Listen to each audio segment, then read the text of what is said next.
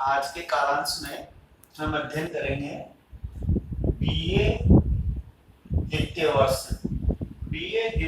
का द्वितीय प्रश्न पत्र। और द्वितीय प्रश्न पत्र का नाम है प्रयोजन मूलक हिंदी। प्रयोजन मूलक हिंदी की प्रथम इकाई। आज हम प्रथम इकाई का जो दूसरा बिंदु है उसका अध्ययन करेंगे।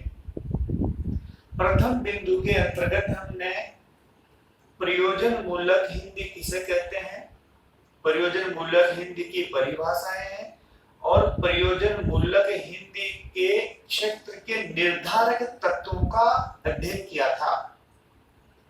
प्रयोजन मूलक हिंदी के क्षेत्र के निर्धारक 4 तत्व माने गए हैं।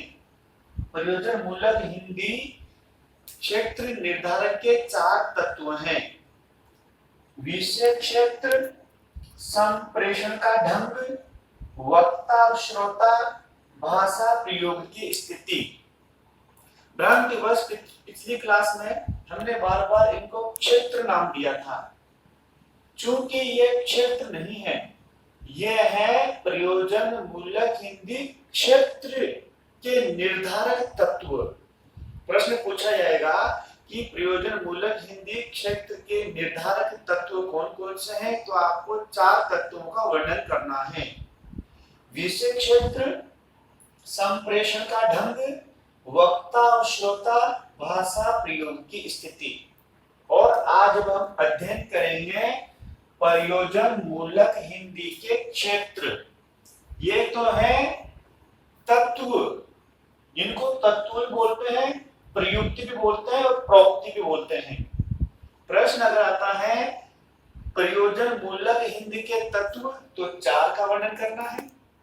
प्रयुक्ति भी पूछा जाए या प्रोक्ति पूछा जाए तो 4 का वर्णन करना है, जो पिछले क्लास में हमने अध्ययन किया था। अब अगर से प्रश्न आता है कि प्रयोजन मूलक हिंदी के क्षेत्र कौन कौन से हैं, तो प्रयोजन मूलक हिंदी के क्षेत्र कौन कौन से हैं देख लेते हैं। पहला लिखा हमने वाणिज्य व्यापार क्षेत्र की प्रयोजन मूलक हिंदी का प्रयोग कौन कौन से क्षेत्रों में होता है। प्रयोजन मूलक हिंदी कौन कौन से क्षेत्रों में बोली, पढ़ी और लिखी जाती है। तो पहला हमने देखा वाणिज्य व्यापार क्षेत्र। दूसरा है वैज्ञानिक एवं तकनीकी क्षेत्र। तीसरा है कार्यालय क्षेत्र। चौथा है न्यायालय क्षेत्र। 5वां है सामाजिक क्षेत्र। छठा है संचार माध्यम क्षेत्र और 7वां है विज्ञापन के क्षेत्र। प्रयोजन मूलक हिंदी का प्रयोग कहां-कहां पर होता है, प्रश्न यह है। अब वापस देखते हैं कि प्रयोजन मूलक हिंदी का प्रयोग वाणिज्य व्यापार के क्षेत्र में भी होता है। वाणिज्य व्यापार का जो क्षेत्र है वो विस्तृत है और प्रयोजन मूलक हिंदी का प्रयोग इसमें इसलिए किया जाता है कि एक क्षेत्र का व्यक्ति दूसरे क्षेत्र की भाषाओं को जान सके, समझ सके। उदाहरण के लिए कौन कौन से शब्दों का प्रयोग होता है, बही खाता, लेन देन, बीजक, रोकड़, बिल, रिकॉर्ड आदि ऐसे शब्द हैं जिनका प्रयोग वाणिज्य व्यापार के क्षेत्र में किया जाता है।